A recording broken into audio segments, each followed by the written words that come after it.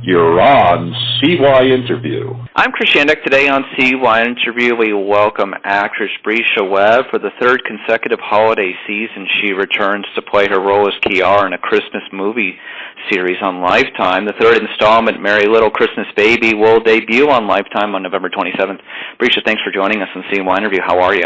I'm great. Thanks for having me. Oh, I'm glad that you're here. I got a chance to watch it in advance, and it was quite enjoyable. We'll get into that in a minute. But before we talk about the movie, you have a very lengthy acting career resume. So when did you know that you wanted to be an actress? You know what? I came out of the womb performing. I think I came out in a budum ching and a tap dance. So I think I knew from very early that I wanted to be something inside the TV. My parents said that I always said I wanted to go play inside the TV, so they had a clue that I was obsessed.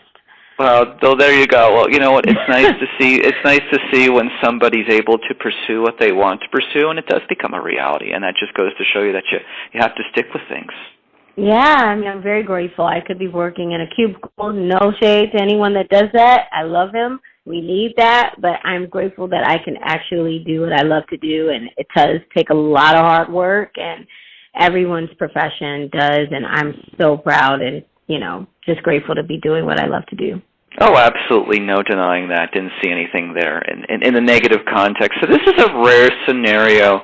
There are only a handful of Christmas movie trilogies. I think most actors think that if they ever do a holiday movie, it'll be a one project, one time in their career kind of thing for the fun of it. What have these three movies in the Merry Liddle Christmas franchise meant to you? I mean, it means family. I mean, we've done three of them back to back, and, it's more than a cast. It's more than just, doing a movie. We've all become, as a cast, family. We've shared moments with each other. Kelly was pregnant for the last one while we were filming. We dealt with the pandemic while we were filming as well. So we've gone through a lot of things behind the scenes that have really made us a close family, knit cast. And so I feel like that's what people gravitate to when they see the movie and they come back, because it's like we're a real family. And it's because we've developed these real friendships. Well, I think that's quite wonderful. I know that you have now seen all three of these movies, and I feel like you had more screen time. Yeah, thankfully. Well, the beauty of being in the journalism world and getting to cover you and interview you today is that I always would like to see the project before actually talking with the person, and thankfully Lifetime set that up for us. So, moving forward on that, I feel like you had an expanded role in this Merry Liddle Christmas Baby. What did you enjoy most about this latest one? Well, this one, it had a lot of twists and turns for my character. She was going through a lot.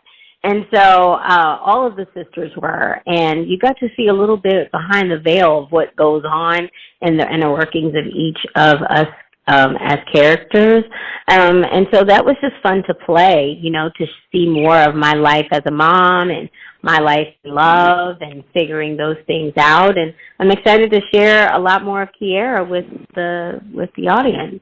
Oh, there's no denying that. We see you more on screen, I think, in this one compared to the other two, and we get to learn more about what's going on in your life. So, speaking further from that, of course, Kelly Rowland is the main storyline in this Christmas movie series. What has it been like to act with her in these projects? And is it true that she helped your fiancé shop for your engagement ring? I'll start with just working with Kelly, and then I'll go into the second part. But it's been incredible working with Kelly. I mean, Kelly Rowland is amazing. I've been a fan of her I grew up with her, it feels like. And so to meet her and become friends with her has been a dream and, just a beautiful experience. She's a producer on the project as well, and people really don't know how much she has to do with the inner workings of why this movie has come to be and why it is the way that it is. We're a Black family, representing Black excellence on Lifetime, and she has a lot to do with that, making sure that there is inclusivity and, that people feel represented everywhere, behind the scenes and in front of the camera. So she's an incredible producer and an incredible actress to work with, and part of the love that you feel on camera is part of the love that she has. that she shared with each and every one of us that has made us feel comfortable to be a family on camera. So that's that one. Two, because we're such great friends and she's such a lovely person, I met my fiance while I was filming the second Merry Liddle wedding, when we did Merry Liddle Wedding. And I went in quarantine single and came out of quarantine before the movie with a boyfriend. And so I shared my falling in love with her while we were filming the movie. So we've been super tight, and my fiance was like, you know, it's time to take Bresha. Can you help me? And she did. She came out and she went shopping with him, and I had no idea. And it was a humongous surprise and super sweet. It was perfect, and she had a lot to do with it. And I'm very happy with with how it turned out. Oh, that's a wonderful story. Yeah, I feel like the same thing.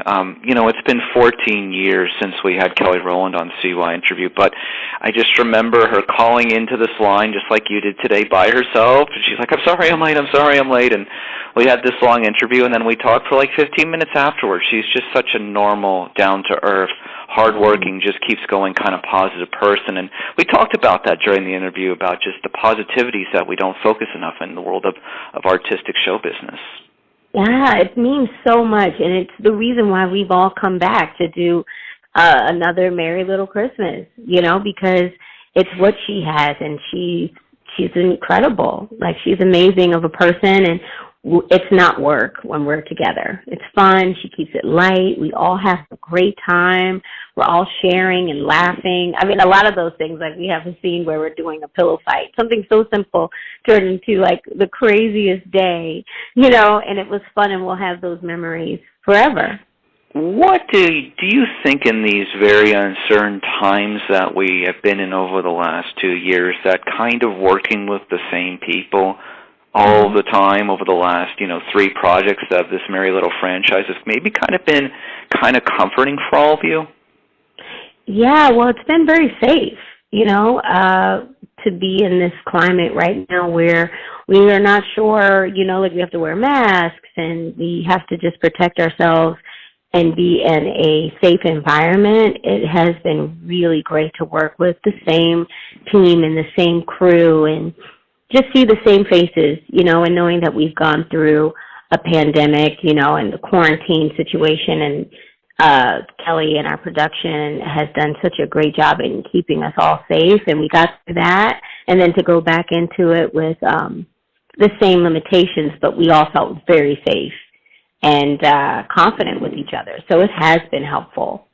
There's going to be a lot of new Christmas movies airing on a variety of different media platforms this holiday season. What do you think, as an actress who's now been in 3 of these, what do you think is the main reason there's just, I don't know, there seems to be an increased interest and demand for them?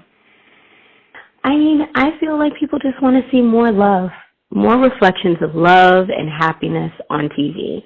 We get so much every day of just the bad news about what's going on in our world, and we just need a reflection of positivity. And Christmas movies give an outlet to positive love and what our families could look like, what we could represent as people, and inspires us to cook and decorate our homes and, think of lovely, beautiful lights and Christmas things, for me, that's what it brings me, and that's why I love watching Lifetime movies, and, especially around the holidays. It brings me joy. I've done lots of things, but I was telling my team, I was like, I haven't done a Christmas movie.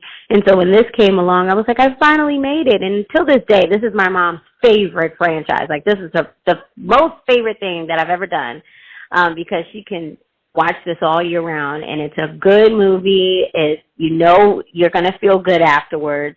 There's nothing too traumatic. It's all great. It's all positive. And I think that's what people love about the holiday movies. Oh, I agree with you 100%. So before we move on, because I do want to touch on a few of your other acting highlights, what would you give as an overall preview to people who will be having a chance to watch Merry Liddle Christmas Baby on November 27th? What would be your overall preview prediction for people for what they would like to see or hope for? Well, I hope that people, are coming back to watch another Merry Liddle Christmas franchise to just fall in love more with us as a cast and with these characters, and to see what we've been up to in the past year. The last Merry Liddle wedding, Merry Liddle Christmas, there was a wedding, and now there's a baby, and, be down for the ride to get lost and see what our family is doing now. And just knowing that it'll be full of love and full of sweet things that will remind you and inspire you to love more on your family. Oh, I agree with you 100%. So switching gears, I thought you were phenomenal in A Fall from Grace, which everyone can watch, which everyone can still watch on Netflix, of course. What was that experience like? A real drama. It was incredible. I mean, I take from that experience that I got to work with Cicely Tyson and Felicia Rashad and Crystal Fox and Tyler Perry, and work on his lot and just get lost in a totally new way of people seeing me as an actress, and really just diving into this new life, and to be on screen with these iconic actors and to just be, and I was so grateful for the opportunity to be just included on such a amazing cast as that. I mean, Cicely Tyson is hands down the best actress in the world. And so to have that time and to build a relationship and friendship with her on camera and off camera was an incredible experience that I'll treasure for a lifetime. Well, in movie cinema history, speaking of that, you were really in some of the last scenes that she ever shot for a movie before she passed away. Yeah, that's quite remarkable. I'm very blessed, and I'm so grateful that I've had that opportunity. So moving forward on that, I thought that you were basically the character in that movie that literally, connected everybody else together. So you were the true focal point. And after that, because I hadn't honestly known of your work, I was like, who is this actress? And then Lifetime had mentioned to me that you were available for an interview, and I was like, of course, absolutely, immediately. Oh, thank you. So moving forward on that, questions on the internet wonder, is there going to be a sequel? Is it undecided yet? There's a lot of, obviously, question marks that are left at the end of the first movie. I know. I have no idea. Mr. Perry has not mentioned anything to me. I mean, he did say right after that he was, inspired to write another version of Fall from Grace, but as of right now, I don't know. But he's full of surprises, that one. So I just leave it up to chance and go with it as it may. We might just check in and see where my character is. Maybe she did start that firm. Maybe she did create a whole safe haven for women like Crystal, her character. I have no idea. I have so many ideas, but he hasn't come to me yet. Well, I hope there's a second one, because there really is. There's a lot of movies where you watch one and you're like, well, everything has been truly resolved, but there's just so many unresolved questions. Oh, yeah, she's still on the run. She's still on the run. Yeah. So there's still something there. So, we can only hope. Absolutely. Okay, two last quick things. What did you learn? Were there any inspirational words that Miss Tyson left you with when you were working with her? Is there anything that you'll remember for the rest of your career as you go forward? Absolutely. She told me that the sky is the limit. She said that this was the first time that she's watched a movie 5 times. She said she doesn't really like to watch her work, but she loved Fall from Grace, and she loved the twists and turns, and she really watched it 5 times. And she let me know that she was proud of me, and she saw me, and she said, you are funny, and you are a light. And she said, and for you, the sky is the limit. She said, you can do it all. Don't stop at nothing. So I will cherish that forever. Thanks for sharing that. Really appreciate that. There are just so many series these days that I can't keep up with all of them. So I'm going to have to watch I'm going to have to watch Run the World on Stars. I will watch that. Please, you will have a great time. I will absolutely. I will put that on my list of things to watch. Yes, thank you. What was that experience been like so far? It's been incredible. I mean, we're going back for our second season And so that's really cool. And we've just been nominated for a Gotham Award. So people are loving it and watching it. So that's been great. But being a part of a cast where I'm, 4 best friends, Black women living in Harlem successfully, doing their thing, dressing fabulous, a la Sex and the City lifestyle, and dealing with life and going through life with their husbands and partners and seeing us live our best lives in color. It's been an incredible opportunity because I've been, for the first time, able to see myself. The way I live myself and the character I am, I'm able to identify with. For the first time, one of the characters I play is like someone I would definitely hang out with, and Kiera is too, but this person, she's very more, grounded in a way, and it's just a new flavor. I feel like all of us just being a part of it, we have, so many incredible creators and fashion people a part of us, so it's pretty dope. Well, CYInterview has had on over 1,000 celebrities and newsmakers spanning all subjects in our long existence. Told you a little bit about that before we began today's conversation. But we're based here in Las Vegas, and we like to connect Las Vegas to Los Angeles and the rest of the world. So do you have any Vegas stories, Vegas memories? We always like to ask people who come on. I know that you were at the Soul Train Awards a few years ago here. Any fun Vegas stories, memories that you'd like to share with our audience? Wow, Vegas? Yeah, I know. See, what happened to that saying? What happens in Vegas stays in Vegas. What are you trying to do to me? Very good. Well played. That's like a Tiffany Haddish moment right there. Listen, that's one of my friends. I know. Listen, I've been there. What happens in Vegas needs to stay there, and that's a interview. But yeah, Vegas is always so fun. But one of my favorite things that I always have to stop by anytime I'm in Vegas, because I have a lot of friends that are artists there, and they're in the Cirque du Soleil shows, and oh, that's wonderful. So I have friends that live in Vegas, and they're part of the culture there. And I'm from Maryland. I'm from Baltimore, and so they have a crab shack. It's called like Krabby. It's off of Eastern and Flamingo. Why do I know that intersection? Because I love this place and I can't remember the crab place. But there is a crab shack there. And I remember I was a part of a bachelorette party, and, we were all having a good time. And she was like, everywhere has a line. How are we supposed to go eat somewhere? And I was like, guys, I do know this crab spot right off of Eastern and Flamingo. And we went there and had the best time. They gave us blue crabs, beers, and snowballs, and tasty cakes. It was like a slice of home. It saved the day. So that's like one of my fondest memories in Vegas. Well, the reality of what it comes down to is that what people don't realize who come here is that there's so many restaurants and so many amazing chefs that have restaurants that are right adjacent to the Strip, right off of the Strip, and if you really do your homework, you find some of the most unbelievable things. We're very spoiled here in the culinary world, on the Strip, off the Strip, and beyond. We're just so spoiled here. There's no denying really that. Cool. Vegas, has the best, it's like the best slice of life. You can just, in a 5-mile radius, have a little bit of everything. You know what's so funny, and I'll close with this, my home is right west of the Las Vegas Strip, and you can see part of the Strip skyline literally from my home here, where we're doing this interview today, and it's just like, it's absolutely right. Within a 5-mile radius, you have everything that you could ever want in life. Malls, shopping centers, grocery stores, the health places that you need to go to, and everything else in between, and it's just unbelievable how everything, if you're next to the radius, it's unbelievable. And now I got a big you're selling it to me. The housing market over there is pretty great.